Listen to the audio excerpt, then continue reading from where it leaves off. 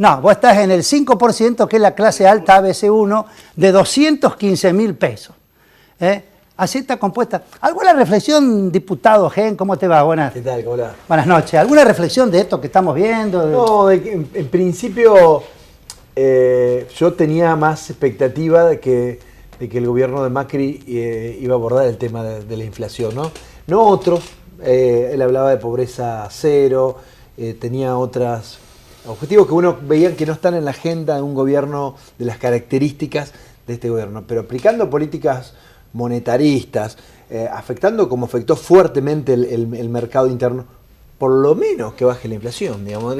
Es como que es la agenda que uno espera de un gobierno de centro-derecha en la Argentina. ¿Vos coincidís conmigo que la inflación es expectativa, es credibilidad, es confianza? Absolutamente está relacionado con eso, ¿no? Por eso digo, a veces no, esto de poder atacarlo solamente desde el punto de vista del circulante, desde la tasa, de evitar que haya circulante en el mercado, a veces termina siendo insuficiente, ¿no? Hay que pensar en un modelo de desarrollo, hay que convocar a todos los actores de la producción. Yo veo un escenario muy complejo en la Argentina en los próximos años. La recesión es más que importante, pero además acá hay deberes que hacer. Estamos hablando de ajuste de Fondo Monetario Internacional y este ajuste va a traer más recesión, así que creo que hay que mirar con mucha atención todo este proceso. Bueno, en realidad al doctor Gen lo hemos invitado porque él es autor de un proyecto de ley de red de laboratorios forense y por eso, teniendo en cuenta que el muerto no declara, lo trajimos. No sé. No sé. No sé. Los cadáveres hablan. No sé, los cadáveres hablan. El muerto declara. Exactamente. Esto es un contrasentido. Está el doctor Pascual Pimpinela, que es médico forense. Realmente tenemos una charla recién antes de empezar el programa maravillosa. Vamos a ver si parte de esa la podemos reproducir al aire por cuestiones de tiempo, que nos va a hablar de todo este tema de cómo se pasó del viejo sistema inquisidor penal a el actual, que es oral y público, y cómo funciona todo el tema de la investigación criminalística post-mortem. Exactamente. Es decir, la cuestión es que hoy es necesario para poder imputar de un delito a una persona las evidencias científicas. Las evidencias científicas son todos los cuadros periciales que uno desarrolla, principalmente vinculado con todo lo que es la investigación criminal, pero dentro de la investigación criminal uno de los puntos más críticos, ¿no es cierto?, es el cadáver. Simplemente mirando los casos de trascendencia a nivel nacional. Sí, el más icónico es Nisman. Pero también estuvo el de este chico Maldonado, ¿no? Maldonado también, pero bueno. Que fíjese, por las algas de la zona donde se lo encontró en el interior de su cuerpo, se determinó que había estado en ese lugar y no en otro. Pero más allá de eso, los dos casos comparables, lo significativo es que en el caso Maldonado se permitió la participación de todas las partes. Entonces, eso del punto de vista pericial no deja dudas. Porque en el caso Nisman... Sí, la autopsia lo hicieron en un estadio, eran como 50 personas. Claro, exactamente. Por eso, todos los cuerpos periciales. Y fíjese lo que está pasando ahora con el caso Nisman. Hay el informe pericial que hizo el Cuerpo Médico Forense de la Nación. Ahora, el caso Nisman no los dejó muy bien parado a sus colegas, porque era como que algunos tenían la razón y otros no. Es decir, se contaminó la famosa escena del crimen. Sí, exactamente, pero eso es la cuestión vinculada con la investigación de la escena del crimen, es decir, la cuestión criminal. Vamos a hablar del cadáver de Nisman, que fue hecha la autopsia en el Cuerpo Médico Forense de la Nación. Comparando con la autopsia que se hizo de Maldonado, que también se hizo en el Cuerpo Médico Forense de la Nación. Entonces, si uno dice son los dos ámbitos, es decir, el mismo ámbito donde se hacen los dos casos, teóricamente, porque en uno estamos dudando de los resultados y en el otro los resultados periciales son, digamos, no discutibles? Es fundamentalmente por la participación de las partes. Es decir, en el caso Maldonado, como usted dijo, eran 60 peritos los que estaban alrededor del cadáver, haciendo toda la investigación. En el caso Nisman estaban solo los peritos del Cuerpo Médico Forense de la Nación. Entonces, principalmente una de las partes, en este caso la querellante, ex mujer del doctor Nisman, ¿no es cierto?, que se constituye como querellante de la familia, no pudieron participar peritos de su parte. Entonces ahí aparece todo un nuevo examen pericial que ahora lo hace otra gente, que es Gendarmería, donde analiza ya los documentos que se hicieron sobre la autopsia. Entonces ya es distinto, ya no son comparables, porque uno estuvieron con el cadáver y los otros están estudiando lo que hicieron estos sobre el cadáver. Este tema de lo forense, lo pericial, a uno le genera como cierta morbosa avidez, ¿no? Había una serie en uno de estos canales norteamericanos que inclusive explicaban cómo se hacían las autopsias, cómo se enterraba por ahí en un bosque de Estados Unidos partes de un cadáver para verlo dentro de 2 o 3 años y poder tener material científico de estudio para comparar la degradación del cuerpo, ¿no? Lo que pasa que digamos, la muerte es una cosa enigmática, no estamos solamente viendo lo de los aspectos médicos forenses, es una cuestión enigmática donde hay infinidad de casos en los cuales uno pone el foco y realmente cuando pone el foco las cosas empiezan a verse de otra manera. Ejemplo, la muerte del Che Guevara, para nombrar algo, la muerte del Che Guevara, en su momento se dijo de que había muerto en combate. Resulta que no fue así. El Che Guevara fue ejecutado aproximadamente entre las 24 a 36 horas después que fue detenido, y eso se pudo saber recién después de 50 años de su muerte. ¿Por qué? Porque el médico que hizo la autopsia del Che Guevara fraguó la autopsia del Che Guevara, la que existía como documento. Y eso lo confesó él después de 50 años, porque ese médico está en México. Y ese médico confesó cómo fueron todas las cosas. Y después todas esas evidencias se volvieron a reconstruir y resulta que el Che Guevara fue ejecutado. Para tomar ejemplos, hoy una de las muertes que periodísticamente se dijo hace unos días atrás es la muerte del hermano de Eva Duarte. Pero también es otra muerte dudosa. ¿Por qué? Porque se muere muy parecido a Nisman de un suicidio en el 53 y después cuando se exhuma el cadáver en el 55 aparece de toda una cuestión en la cual puede estar inmiscuida una muerte encargada. Eso es lo que una vez se pregunta, ¿no? Es decir, exhuman un cadáver muchos años después, ¿qué pueden encontrar además de huesos? No, sí hay técnicas, sí, ¿no es cierto? Justamente es lo que fundamenta un poco el proyecto de ley vinculado con la red de laboratorios. Se ha logrado determinar de qué murió tal faraón, pero vamos a hablar después de esto. ADE, que ahora el viernes 3, traerá en los desayunos de trabajo a Eduardo Duhalde. Viene Eduardo Duhalde al desayuno de trabajo y después va a venir su pollo, Roberto Labaña. Porque la cosa, esta mañana estaba charlando yo soy corresponsal de medios del interior, entonces, ¿cómo ve los candidatos el año que viene?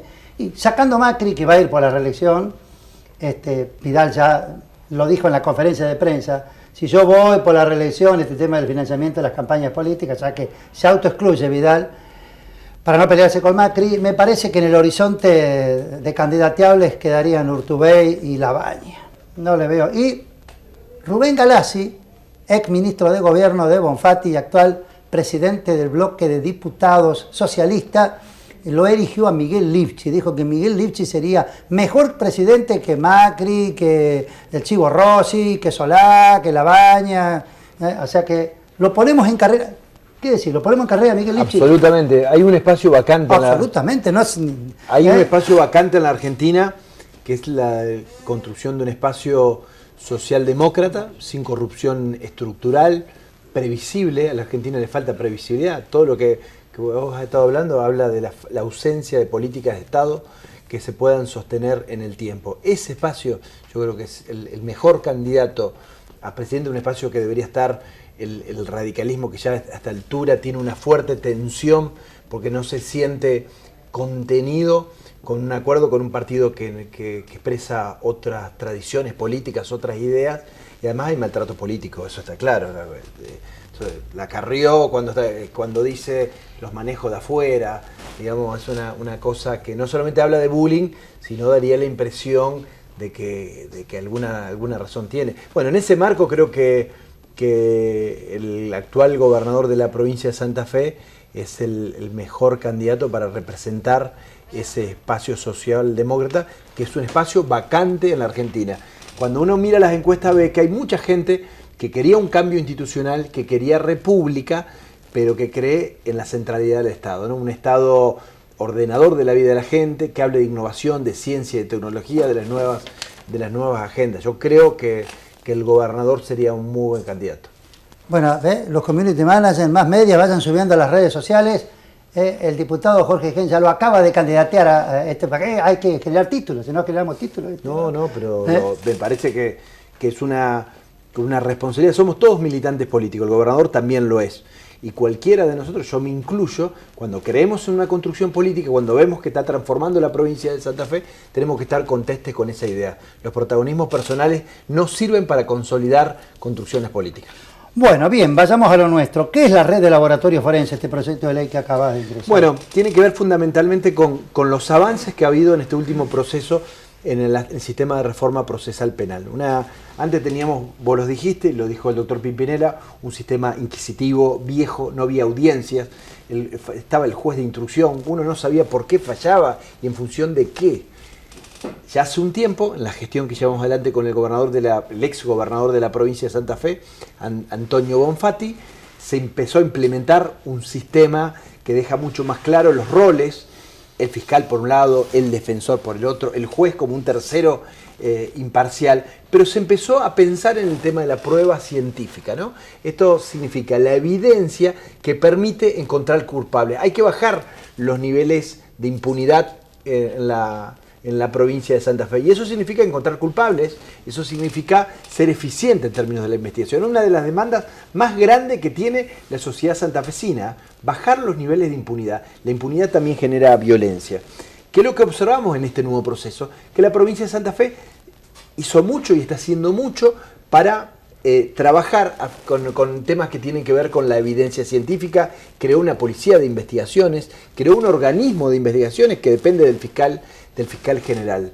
Ahora, ¿cuál es el problema que nos encontramos? Y por eso lo hemos consultado al doctor Pimpinela y hemos avanzado en un proyecto concreto. Es que las pruebas, las herramientas, los laboratorios, los médicos forenses, había una gran dispersión. Por un lado teníamos laboratorios en el Ministerio de Salud, laboratorios en el Ministerio de Ciencia y Tecnología, laboratorios en el Ministerio de Seguridad, en la Corte Suprema, en el Instituto Legal, que depende de la Corte Suprema en la ciudad de Rosario, es difuso. Entonces, toda esta cuestión que la gente no tiene por qué entender de qué se trata, cuando un fiscal puntualmente necesita de una prueba de ADN por una cuestión de abuso sexual, ahí aparecen los problemas, porque tiene que pedir a la Corte Suprema de acá en Santa Fe, porque la prueba se lleva a Rosario. Bueno, hubo un asesinato en las parejas que, no sé si ya sé que por el tema del ADN estaban bastante molestos los ciudadanos. Inclusive un par tuyo, el diputado Solís, estaba preocupado. Sí, le preguntó al fiscal general Baclini qué pasaba,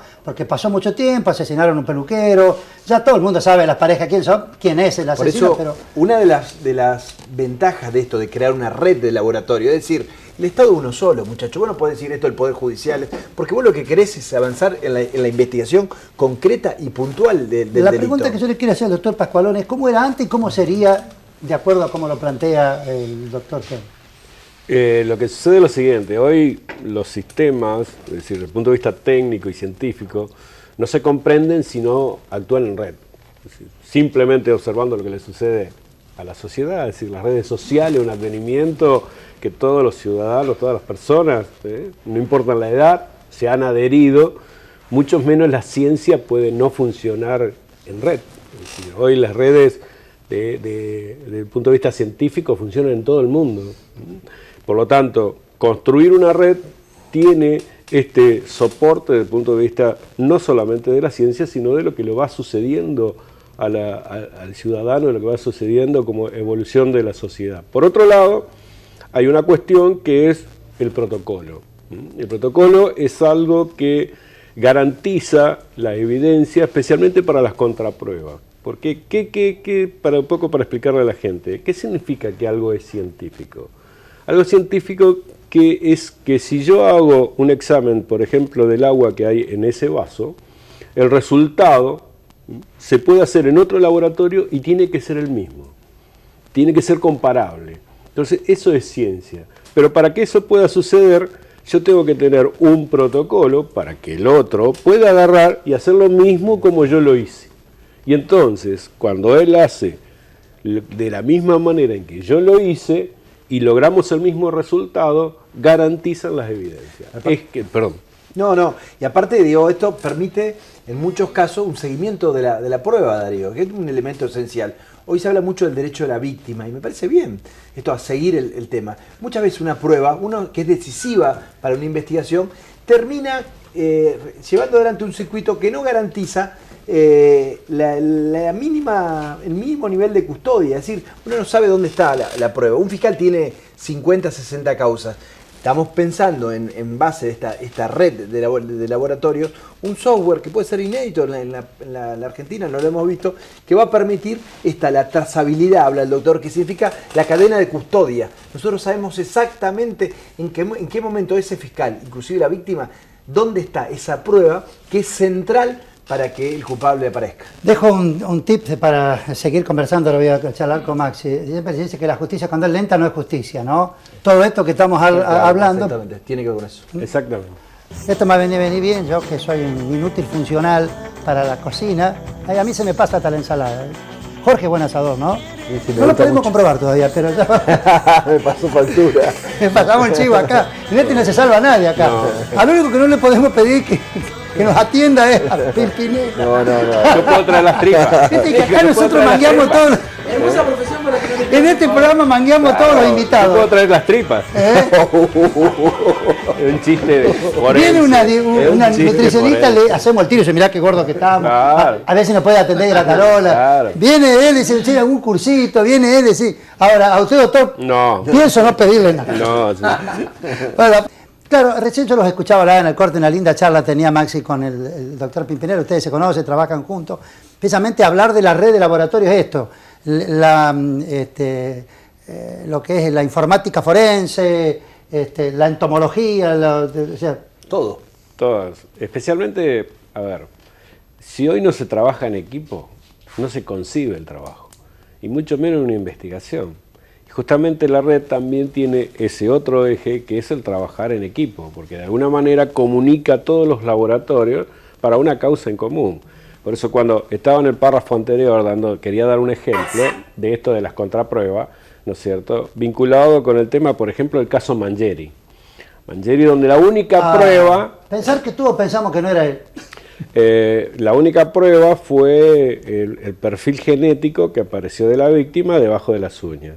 Y sin embargo se cuestionó el laboratorio que lo hizo y por eso se mandó una contraprueba a Estados Unidos. Pero se mandó el protocolo bajo el cual se hizo esta determinación genética.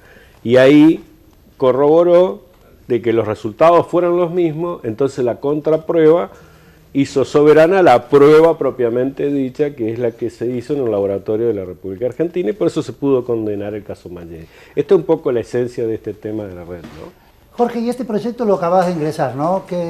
¿Cómo está en el tratamiento parlamentario? No, ya está en las comisiones.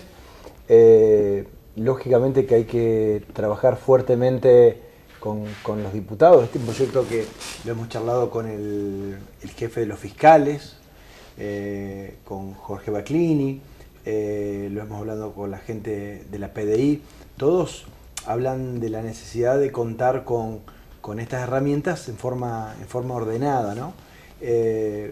A veces esta dificultad de colaborar y trabajar juntos se nota mucho cuando hablamos de la Corte Suprema, del Ministerio Público de la Acusación, del Poder Ejecutivo, en sus diferentes ministerios. Yo creo que es un proyecto que puede salir, es una herramienta que va a ayudar a bajar los niveles de impunidad, pero además retoma un tema que lo decía Pimpinela, ¿no? Hay que trabajar todos juntos en equipo, que es la mejor forma de lograr mejores resultados. Doctor, el advenimiento de la tecnología, de la ciencia digital y todo, ¿en qué los ayudó a ustedes en los últimos 10 años, 12 años? Muchísimo, muchísimo. Nosotros tenemos que, es decir, voy a hacer una breve reseña de la medicina forense. Nos quedan 2 minutos. Simplemente, la medicina forense hace 30 años atrás era la última materia que se recibían los médicos. Es decir, la cucha del perro. Hoy, medicina legal atraviesa toda la formación médica, por una infinidad de temas. Dentro de esto de lo forense, hay pocas investigaciones vinculadas con la ciencia forense, en virtud de que este advenimiento de la prueba de la evidencia científica también en el mundo no es de hace mucho tiempo. Entonces estamos en toda esa cuestión, y lo que recién escuchaba, hoy también se está trabajando en la manera de poder determinar el perfil genético, es decir, lo que nos identifica sí o sí, porque yo el rostro puedo ir a un cirujano plástico y me cambia el rostro. Claro. Y ya, chao, ya no me encuentran lo más. Que se decía que hizo sabrá, bueno, la fantasía. Por eso, pero lo que no puedo cambiar es mi perfil genético, es decir, cómo es mi código genético. Entonces se está trabajando para ver la manera de poder lograr determinar el perfil genético de una persona sin necesidad de tomarle ninguna muestra. Porque hoy hay que sacar sangre o hay que sacar un hisopado en la cavidad bucal, es decir, necesito células, pero se está trabajando científicamente en que sin necesidad de tomarle ninguna muestra, incluso gente de Facebook está detrás de este proyecto, de tal manera de que se pueda determinar el perfil genético de una persona nada más que observándola. Muy bien, muchísimas gracias, Jorge. No, gracias, doctor. Los jóvenes hoy en día que se reciben en médico, ¿se inclinan por la medicina legal? Sí, nosotros en la carrera tenemos más de 300 alumnos. Está muy bien. Gracias. No.